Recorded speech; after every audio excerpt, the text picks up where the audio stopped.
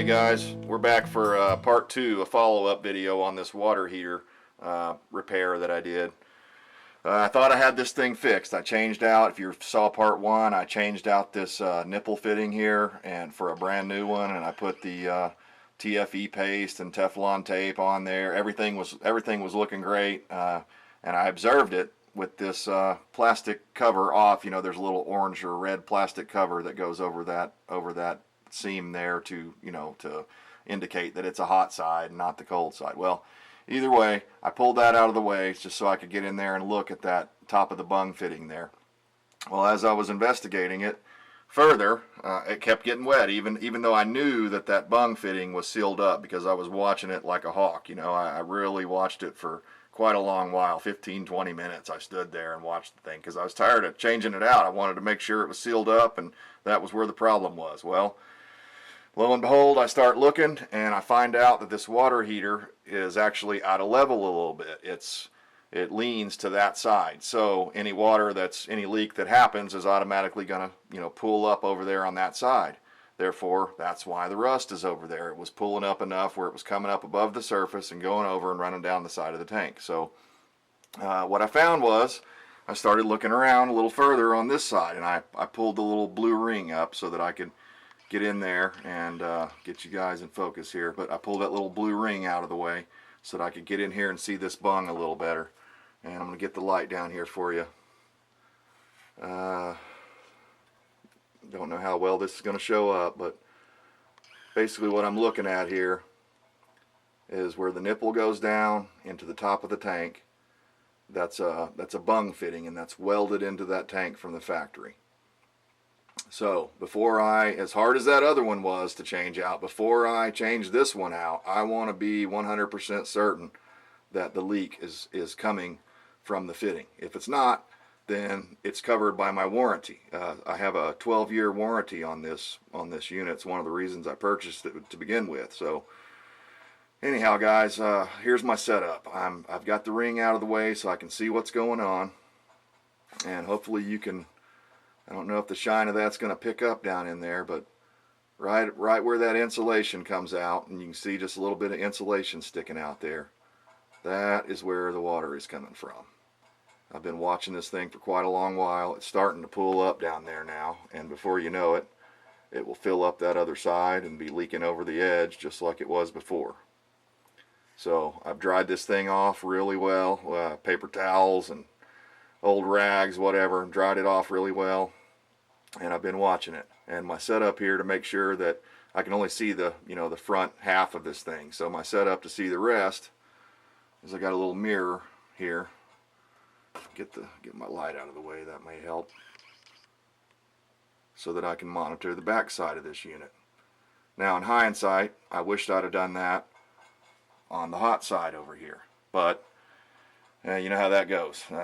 It's just, you can wish that all you want, but you can't undo what's already been done. So you know, Occam's razor would have told me and everybody else that the most logical place to start is where all this stuff is going on, and so I don't really feel bad about that at all, although I wish that, in hindsight, I wished I could have put that mirror back there, because that may have saved me all of that straining to get that fitting off of there, the old one, because it was seized in there pretty good. So yeah, I'm having a heck of a time here, guys, and the reason this is so important and so critical is because I'm scheduled on the 14th of February for Sears to come out here and determine whether or not my tank is the problem, or if it's fitting problem or something like that. And I told them on the phone that I thought it was the tank, and that was the reason that I went ahead and changed that other fitting out, as I wanted to be 100% sure that it was the tank. Well, I am. This thing, I've been watching it for quite a while now, and I can see it slowly pulling up.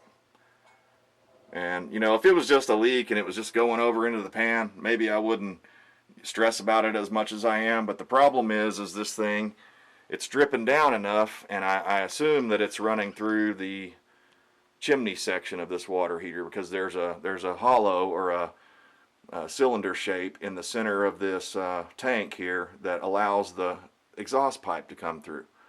So I suspect that either the seams on the welded seams on that, or the welded seams around the bung, or you know, it could be anything. It could just be a random place in the top of the tank, but somewhere in the top of this tank is the leak. And I've checked all of these fittings. Of course, that's too low to be a factor. It's definitely coming from the top. I can tell that, but what the problem is I can't see underneath this ring here without totally disassembling everything, and I really don't want to do that. For all I know, that would void my warranty or something, and then, you know, they wouldn't want to cover it. I don't know. So I'm going to have to probably wait for them. But the real problem is that it's dripping down that chimney pipe and putting out my pilot light. So it'll run as long as the pilot light's on, but as soon as the pilot light goes off, the thing goes into a shutdown mode, and then the next time you go in to take a shower, that's how you find out that the thing's cold. So it's I thought I had it sealed because it went days without going out, and then this morning when I went to take my shower, it went out again, of course. You know, as soon as I lathered up, that's how it usually plays. So then the rest of my second half of my shower was brisk, let's say. Anyhow, guys, the reason this stuff matters is that, you know, it's really about convenience. You know, that if you wait around for Sears or whoever, you know, whoever your warranty's through, then you're not going to have water, at least for a lot of the times during that waiting process. So that's why it's important to be able to make some of these repairs yourself. You know, not only do you save gobs of money, but at the end, it's convenience. You know, it's your convenience and your priorities that matter. And when you have the knowledge to do this kind of stuff, that empowers you to do it on your own time frame, which is obviously going to be a lot quicker than what Sears or any other repair company is going to offer you, especially if it's a warranty repair. Now, if you're calling Joe Plumber's company or whatever, and you're willing to, you know, write them a check, then, you know, they'll show up the same day probably, or later on the next day or whatever. But when you're dealing with warranty, that's how it always is. They, you know, now they've got you, they've got your money, so they're going to honor what they said they would do on their time frame, not yours. So just keep that in mind, guys. That's one of the reasons that doing this stuff is so important. Even though sometimes this stuff happens and you get discouraged and it's hard to keep going and, you know, justify what you're doing, but don't second guess yourself. This kind of stuff, it's, you know, it happens to all of us. If a plumber would have come out, I'm 100% sure they would have started by changing that fitting, and then they'd have left, and 24 hours later I'd be in the same ball of wax I'm in now, except for I wouldn't have a water heater. You know, I'd have to wait another 14 days for them to come out and do the repair again, more than likely. And, you know, it's just not worth it. Do that stuff yourself, get it done, and most of the time it is the most logical thing. But, you know, on occasion, that's why I wanted to document this, is on occasion, it's not.